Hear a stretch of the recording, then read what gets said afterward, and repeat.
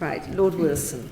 As the chairman mentioned at the beginning, we did some Twitter inquiring from the committee, and this is a Twitter-inspired question, but we also got exactly the same thing from the field visits that the committee made earlier on. And it's this: what more can be done for people who are in rural communities or outside the major city centres in terms of getting access to education, training, and also in getting access to information about jobs and interviews when transport costs are a very large element in it. And I suppose I should wrap all this up and say, can one look at it in a European context? Is either European money coming into that, or perhaps more relevant, is there any best practice elsewhere in Europe which would be useful? Okay. I think what is key there, particularly as you mentioned in the rural areas, is maybe the isolation or the distance to travel and what have you. And with that, there is a flexibilities within, if we're in the job centre, plus supporting people to get to interview, supporting them to get come into the job centre. Maybe they could visit with the National Career Service to go through CVs to get the extra support. Equally on the ground, what I've seen in various parts of the country is what maybe the local bus service is doing and what the local travel operators are doing for youth cheaper schemes. I think that is key. And looking at and I know it's a pilot that we're doing between the two departments, looking at what sort of education and support can be delivered online so that you could gather a community together to impart information, whether that is training, education, services, whatever it is. And I think that has to be the future, sort of utilising that technology, particularly when you're talking about a generation who naturally go to a community online. So I think all of that is key, but obviously the basic infrastructure there has to be for the sort of the education, the training, what we're doing with the youth contract, but obviously looking at the flexibilities and the difference geographically across the UK, and that again is where the LEPs come in by having put forward their proposals quite specifically for kids. And I know somewhere in Cornwall that what they were doing with their graduates, they were trying to put their graduates in placements in businesses, so not only would it help the graduate but also helps the business too. They can have new energy, a new way of looking at things, so it's really a composite of all of those things to support people in the rural areas. Could I just, just before Mr. Fry, are you saying that your two departments or your department are encouraging LEPs and local authorities to provide as it were, cheap bus fares or free bus fares for those who are job seeking? They're already doing that locally in the areas, looking at how they can support the sort of youth in those areas. What we were doing together were pilots on what sort of learning could be done online, how you could engage with sort of youth in one way or another, and that's what the pilots were doing, how you could get them together to teach them. So it would be various things really, isn't it? Both those examples need some persuasion from the top. You're a very persuasive lady, so just get at them. We need universal broadband, and we need people to subsidise bus transport if necessary. I mean, people like me have bus passes. Why can't these people have bus passes? Are you rising to the bait? It's your job. Well, what I have seen in my own area is that there has been a reduction in fares, but whether it is peak time, off time. I see here in the Essex district office there, the flexible jobs fund has been used to bring together 20 mopeds that people could use to get around. So we're not prescriptive from mopeds to the underground. I've actually seen one of those mopeds. They exist. Well done, you. Well, I'm glad they exist, as I'm giving it out as an authoritative source. I'm glad you're backing me up there. And who's going to provide the helmets?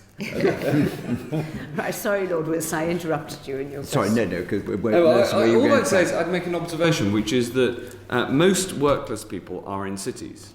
But most jobs are in cities too. And so this is obviously a very important area. The flexibility on the ground for Job Centre Plus is important. I was going to mention the mopeds. And I'm a passionate supporter of online learning, but not only for people in rural areas, but for across the globe. I think the ability of and improvements in online learning to strengthen teachers and give them more tools is a massive opportunity in rural areas, in cities, and globally. But we do need to be realistic that while this is important, the majority, the most workless people are in cities, and so we've got to tackle it across the board. Yes, but also the Job Centre Plus demands that they go on interviews, and they look at, what is it we heard in Liverpool, something like 30 interviews a week, and some of them were saying, it's £7 return or something to get there. So there needs to be some more joined up thinking around here. However, in that regard, that's where the flexible fund would come into, and they would get money to go to those interviews. Somebody wouldn't be left out of pocket if that's what they were doing, and that's where the Job Centre Plus advisor does support them in that. Thank you. Roger, could I just make one comment, if I may? I mean, what you said about being online is obviously it's absolutely right. Yes. But there are large parts of the UK, are there not? I mean, it just so happens I come from Scotland, and there are particularly large parts of Scotland where you cannot get online. There just is not the facility to do it. The rollout of the rural broadband programme is a very important part of our infrastructure. It's as important as roads and railways, and we'll reach 95% coverage. In short order. It's something that we are absolutely determined to make happen. But then there's, I appreciate the hardest to reach in very rural areas, including in my own constituency too, in Suffolk. We need yet more to tackle that. I think if I may, Lord Chairman, we've got to remember that we have 1 million people under 25 who are close to unemployment, who are not IT literate, and there is a very big push required there. But we've received a lot of evidence from people who are in cities, in Liverpool and in Birmingham, that they were being given lots of calls to go and see employers, but didn't have the money to travel there. Now, there's a mismatch occurring somewhere if there's the flexibility to pay them. That's right. And we've got to bear in mind that we then start withdrawing benefits from people in future as is being threatened. How do people then get to interviews if they haven't even got benefits to help them with travel? Okay. Well, the first point when you said, nearly 1 million young people said not in work, and then did you say... No, I said there's 1 million people who are not IT literate who are under 25. Well, I don't necessarily and that recognise not necessarily that all number. unemployed. Well, I didn't recognise your numbers either way, because either way, we'd already done that a third, if we were looking at youth unemployment, a third of those would be in full-time education, but I didn't know where the 1 million young children who weren't computer literate either, because obviously we're doing a lot of support, whether it is going to be through benefits. We now know a significant number, is it 80% of people now can do benefits online. We're actually seeing not those numbers of people who are not computer introduction of the general literate. benefit because of that factor. But what I can say is that with the freedoms of the flexible fund that job centres have and advisors have, they do and can support people going for job interviews, and that is key, because obviously we want them to get into work. Perhaps it ought to be stressed more heavily to the job centres. Because they can be sanctioned for not turning up for interviews. They can. We've had those questions. Right, Lord Fern. Does the government have a strategy for reducing the unemployment rate amongst graduate and postgraduate people? I think that the witnesses that we've heard so far have practically all said something about the current unemployment situation as being distinct, and it's distinct from the previous recessions because it's affected highly qualified individuals. How have you found that? Well, looking at all of the, I will look at the different sort of recessions on youth unemployment first, and then I'll go into the graduates. When we look at that and the different rates of unemployment, what I've been most impressed about this time is how employers have actually, kept on to their workforce and still offered opportunities. So if you look at the employment rates this recession for the youth unemployment, taking out those who are in full-time education, it's 8.8%. If you look what it was in 1993, it was 12%. And if you look at it in 84, it was the worst for young people, and at that time it was 14%. So as I said, we've seen a different view this time from employers at what they were going to do. Now, whether it's because the employers this time were the people who were in the recessions in the 80s, I don't know, but they've had a very different view on how they're supporting their workforce. And what we do within Job Centre Plus is have a graduate trainee sort of pool. We do offer support there. It is difficult in a way as well, because sometimes when people come out of university, they will have definite expectations of where it is they need to go. And I think that in itself is what we're trying to do, is really make sure that people are getting work experience maybe when they're at university, making sure they're ready for the world of work as they're coming out. But that is why we have put in place a graduate sort of trainee support in Job Centre Pluses. It's good having a graduate training support, but people who are graduates and postgraduates, sorry, that will be the support pool for them. Yeah. Are there actually employees waiting for those graduates still?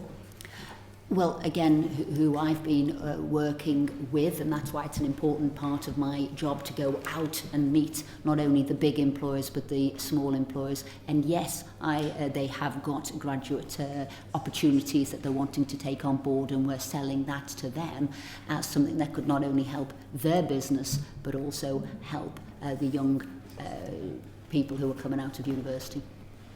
Thank you.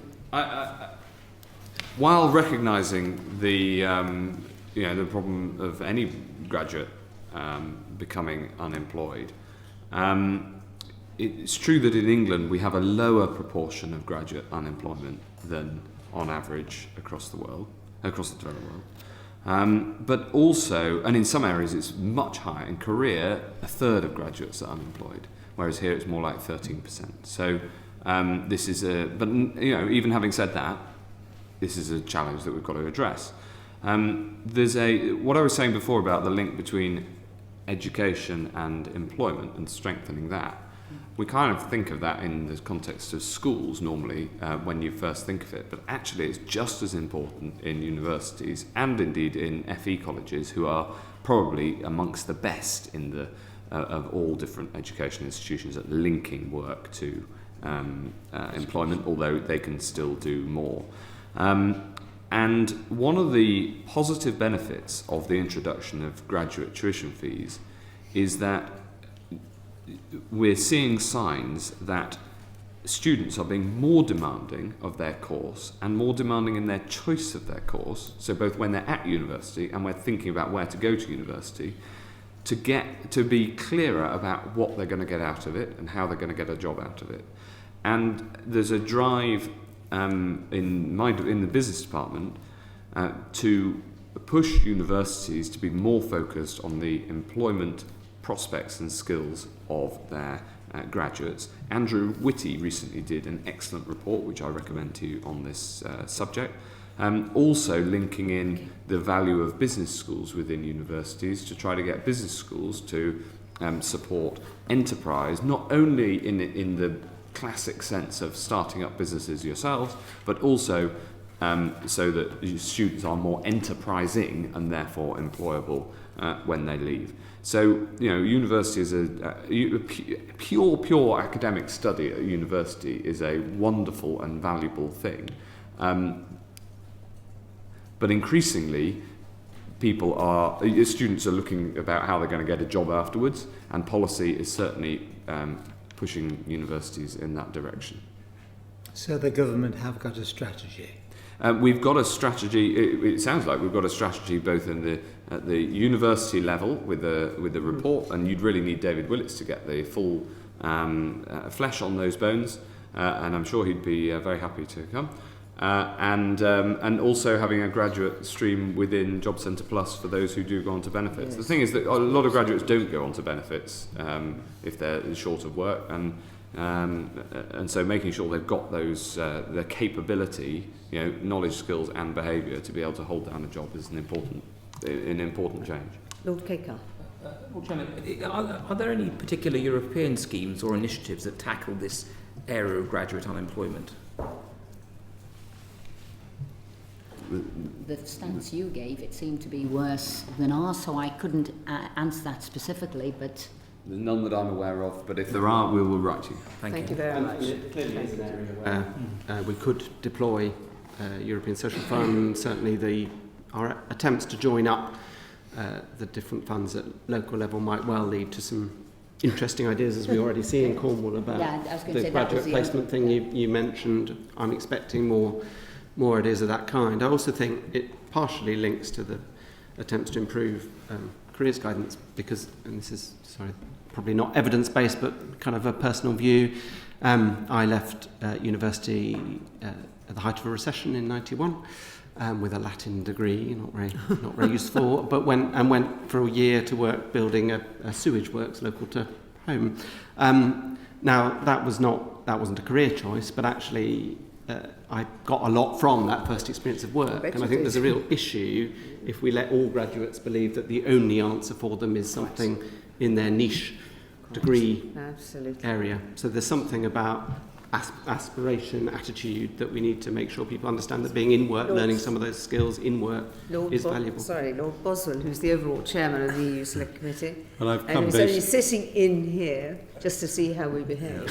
I've come in here basically because these are subjects which have interested me for many years. Indeed, I had ministerial responsibility for them. But on this particular one, if I could have just probed the extent to which you have the take that graduates, and I'm not necessarily talking on the very short term of holiday or recess, are taking jobs which would more typically have been seen to be appropriate for non-graduates, and therefore the ill which we're addressing is not simply a misfit for graduates, but a displacement of others who would perfectly well otherwise be able to get employment. Bill? Could I link this up with actually a couple of things before? One of the areas that was asked was, is there anything that other countries can learn from the UK?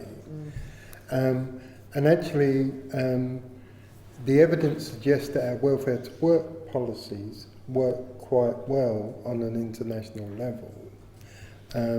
And there will be graduates who do go through the benefit system. So, for example, when the Minister was talking about the JSA numbers, they're close to pre-recession levels, which itself was close to a long time before. And similarly, on the other benefits, the inactive benefits, they're the lowest for 20 years. So to some extent, it's keeping the link with the individual. For those who go through the benefit system, you can help them get to where they are. And this is where the people who are not on benefits are probably where the bigger issue is, and whether they are getting the help and advice on a continuous basis. Whenever we go abroad to international organisations, they love Job Centre Plus, basically, because it follows the individual.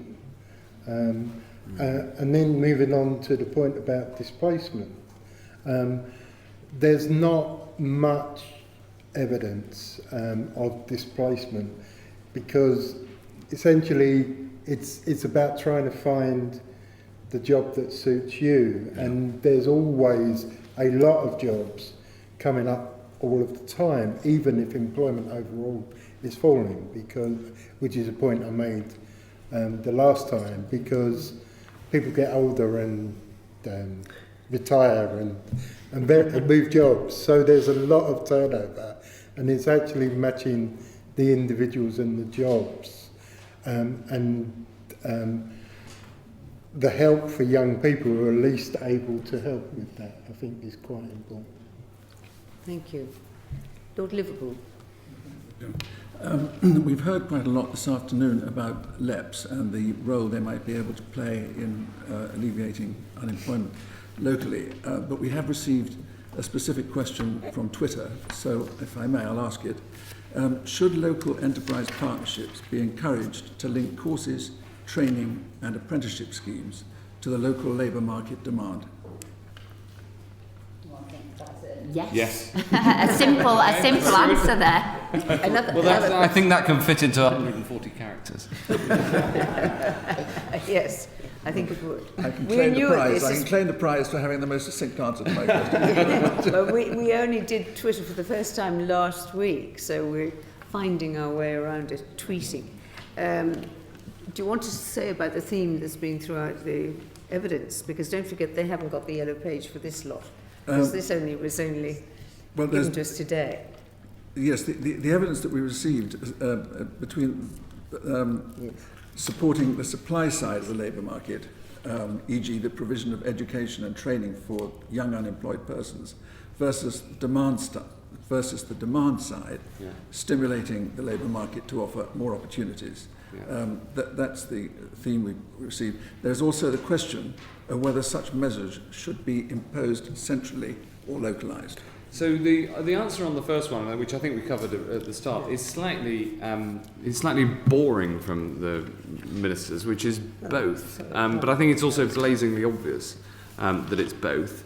But on stimulating, we've got to be careful what we mean on stimulating the demand side. Because efforts in the past to stimulate the demand side through specific centrally funded programmes have had a poor history. I was going to say a checkered history. I think it's a poor history.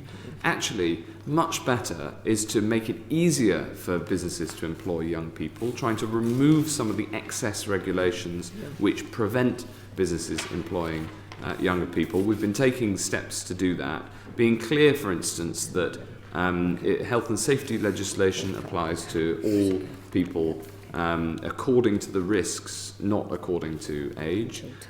Being clear that people on work experience are covered by employee insurance liability cover, making sure that we're removing NICs from the under-21s, which I think will be a big step forward. So it's about making it easier for employers, whether public or private sector, to employ young people. So by demand side, I think we need to think about it in that way, rather than in terms of some sort of great big top-down government employment scheme.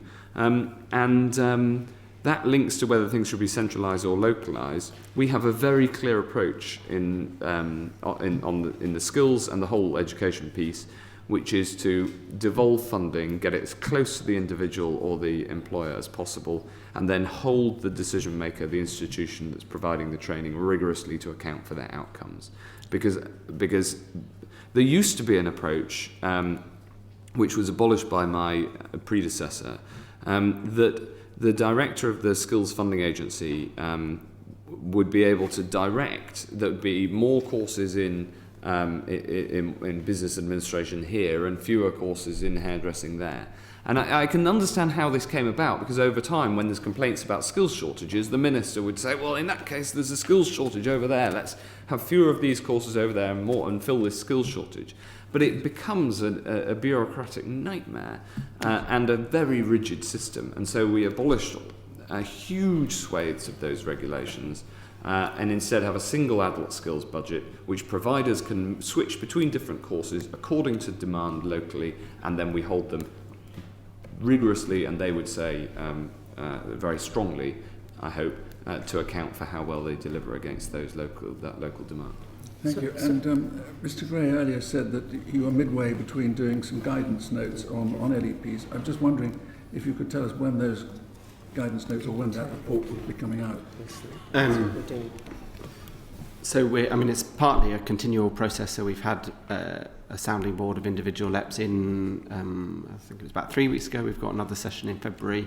So we'll be, once we've got it agreed with them and with the Commission, we'll be then making it more widely available. But the principles have been part of the guidance we've already published. So there'll be stuff, there'll be a continuous stream of information from my team, I suspect, between now and September.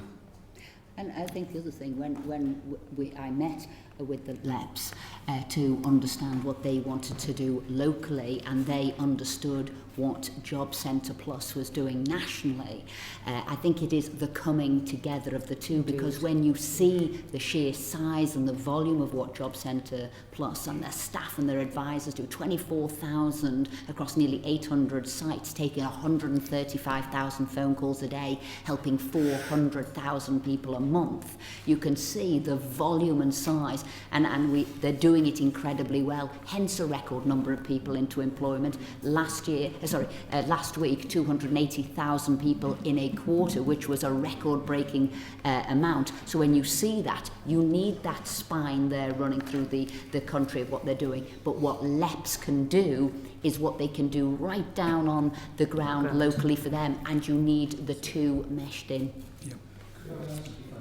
Whether you're making, when you bring the LEPs together, and we welcome the development that's taking place there, whether you are putting any special focus on the 5 particular areas in the country where we have 25% plus unemployment with the NEETs, and whether there will be money available as part of that programme for perhaps developing some closer collaboration than there's been in the past.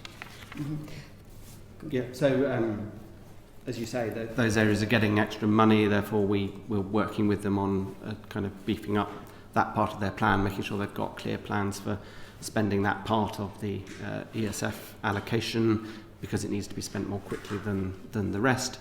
I think my whole ambition of involving the LEPs in this way is that we get that much closer connection and collaboration between the players at the LEP level, so the employers, the local authorities and ourselves as the kind of fund managers. I think that came through actually quite well in our evidence in Birmingham, where the local authorities are definitely aware of the power of the LEPs. But I know you were wonderful in saying yes and yes. You got the sort of shortest answer prize. But just to repeat the question, should local enterprise partnerships be encouraged to link courses, training and apprenticeship schemes to the local labour market? You said yes, they should, but are you doing it? Yes. Yes. There's a role for LEPs, not least in ensuring that local labour market information exists, and to make sure that the demand from employers is recognised in the provision of, especially of FE colleges, where the links across the country are strong and growing.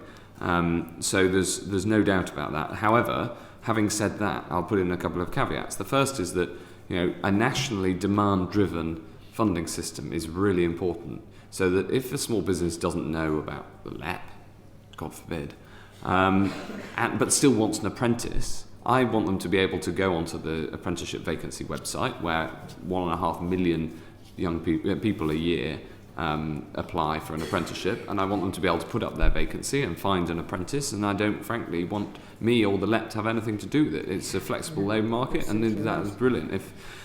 So I still want it to be demand driven at the bottom, and then I want my funding to follow that deal essentially between the apprentice and the employer.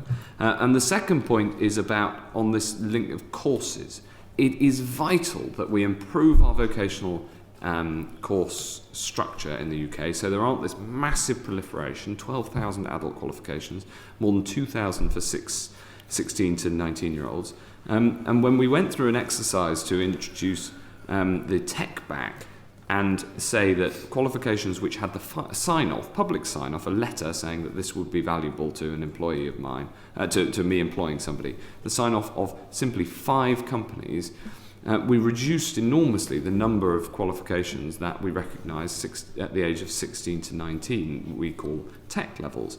And it amazed me that we had so many qualifications available for 16 to 19-year-olds to take, of which so few could demonstrate that they were of value to employers. So that change is important, but that's obviously national. And the second thing is that LEPs come and they're doing a great job in many areas, but some subjects are always going to be vital.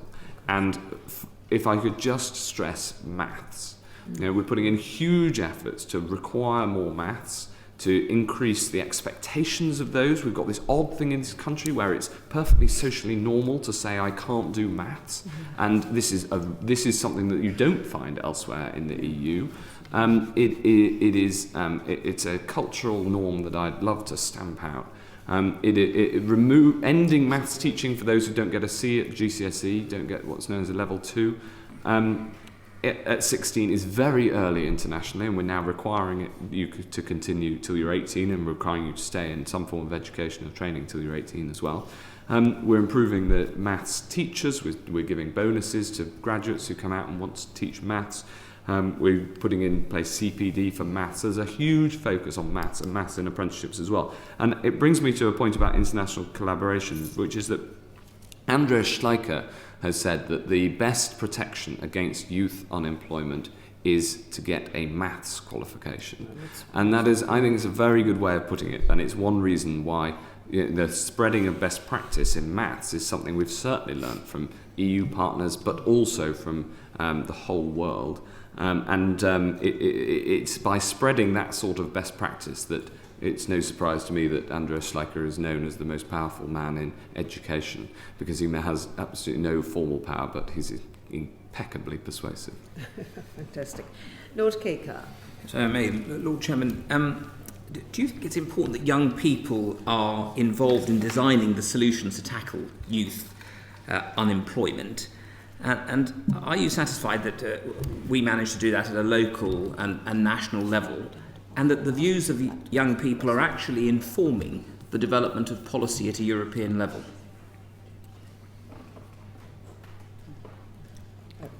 Come on. Either one. I think it's very important that you listen to the customer, whether that's the employer or the young person, and then take their views into account when designing the system. But policy development is a professional. It's a profession. It's an occupation. We've got to make sure that we have extremely capable people like Mr. Wells and Mr. Gray involved in it. But of course, you've got to take into account the views of those of young people in the process, and we have structures in place in order to be able to do that. Specifically, when we look at what we're doing or what scheme we're going to roll out, of course, we do it, through a pilot. We'd slowly roll things out. We'd have engagement with stakeholders through which people would feed in that way. When we've looked at our work academies, how they've succeeded, we do analysis afterwards, qualitative and quantitative. When we're looking at our new enterprise allowance, which again has been successful in helping people set up in business, particularly young people set up in business, we'll analyse what they felt worked for them. Where do we go next to maybe accelerate those companies that have grown? And when I worked in my last brief as Minister for Disabled People, what I felt was key there was having young ambassadors, having young role models, having people who could link to other people to say, this is what we've done, this is our voice, but actually how do we link in with you? And that's why the whole Action Alliance was really key in that. But I think having that younger voice coming forward, relaying their personal stories, relevant as it is right now today, of course is key. Thank you. That, I must say, it's been very stimulating for all of us to meet these young people, both particularly in Birmingham and Glasgow, at least in Liverpool. But they had no inhibitions when we said, look, we want to learn. And I was a bit staggered with some of the language used, but it was great, and I came away totally exhilarated. But I can't remember who it was amongst here, the members of this, it wasn't me, of this committee who said we must listen to the youth when we actually started off. I think it was you, Lord Clinton Davis, actually. And it has been wonderful. They are not considered. Well, who was it? Was it Lord Cotter? Sorry, it was Lord Cotter. You're quite right. Thank you. That's right, you're quite right, and I do apologise. But it was, it really did open up a lot for us, and it made me realise that here in the House of Lords we should be more aware of them. But I don't think we're any less aware than people down at the other end of the corridor. And these people's futures depend on how we get it right now. Mm-hmm. And it's work I think is well worth doing. I'll add to that, it is very much a two-way street. So when I was with It's Our Club, it was Morrison's sector-based work academy, meeting with all the kids there who'd been on it, some of them said straight away, we never thought we wanted to do work experience, we wouldn't have put ourselves here, but actually now we have, so it was a real give or take. They've said it has opened up our eyes in one way, and we thoroughly enjoy what we're doing. So sometimes you need to listen, you sometimes might be led to, but I think it's only through having that discussion, which brings both of you in, that you can learn from one another. Yes, indeed. Lady Hooper, have you finished, Lord Kakar? So anything else? Right, thank you. Lady Hooper. To some extent, following on from that, how is the government supporting a generation of young people in schools to create jobs rather than relying on finding them? Well, this is a very exciting agenda that is being spearheaded in government by Lord Young, who is shortly to report on the issue of getting enterprise into schools and making sure that young people leaving schools and college and indeed university have got what it takes to start their own business. There's a couple of things that are very important here. The first is the culture, what I might call the culture of the phoenix, which is the cultural support for people who've tried a business, it's failed, and then want to start again. This famously, the Americans are brilliant at this, and would regard it as remiss not to have gone bankrupt a couple of times if you want to be a serious entrepreneur. What about the shareholders? We have a slightly more prosaic attitude here. Thank you. I was struggling for the word.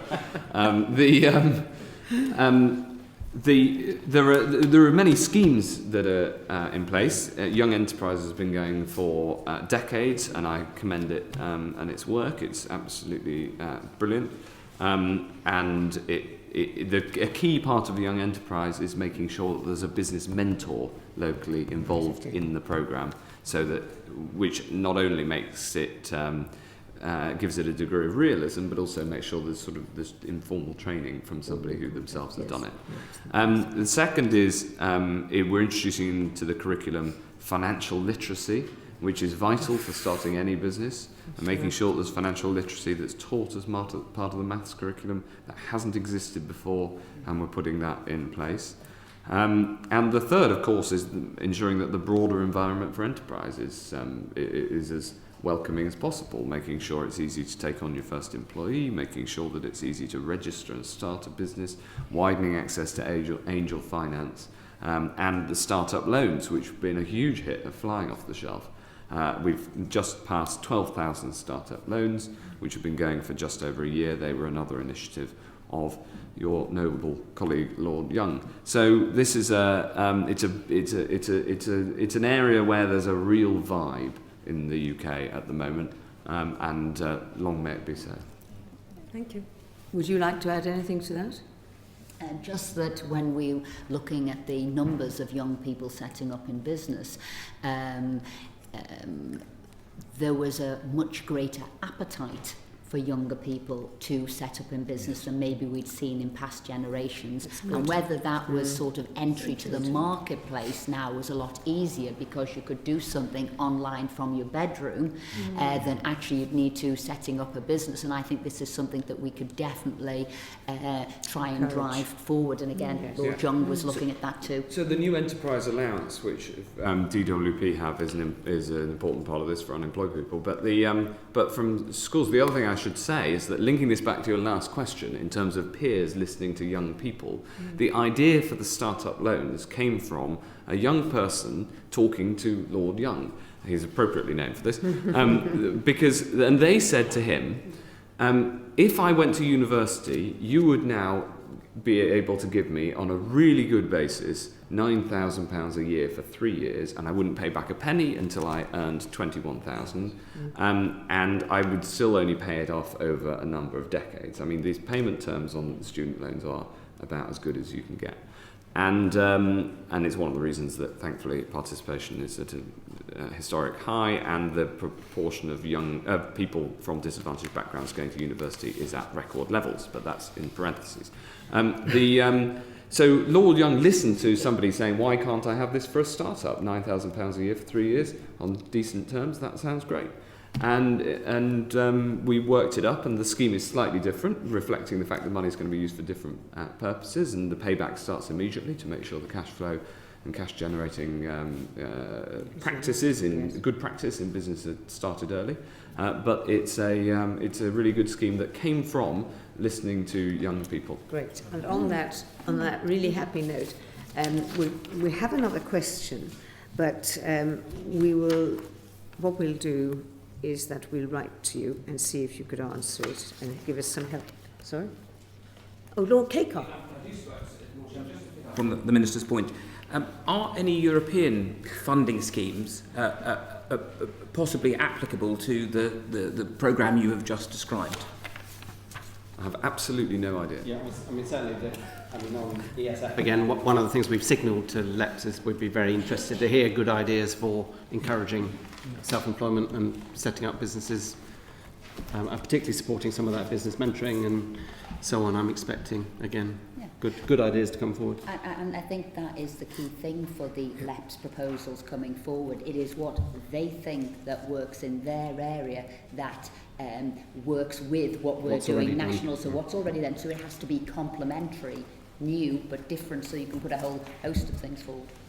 But just, sorry, I know not to prolong the meeting, I do apologise, but just one very quick point, because our inquiry is into European initiatives to tackle youth unemployment. Is there sufficient flexibility in the funds available at the European level to bring them to bear for what sounds to be a very, very impressive proposal that Lord Young will bring forward? There should absolutely be, yeah. It's a key element of what we've said the funds should be used for, is supporting self-employment as well as employers. The European Social Fund, yeah. Well, can I say thank you very, very much indeed. It's been an excellent session, and we've learnt a lot. I hope you've realised that we're actually working for the same. We're working very hard for European. I know it's European, but that's the way we're going to get the funding. And it's been an exciting but exhausting series of sessions that we've had. But we hope our report will be out in April. And if there's anything you think I should have asked, that I didn't ask, could you tell me what it is now and give me the answer? No? I think you've chaired it wonderfully, thank you. Right. Well, thank you very much.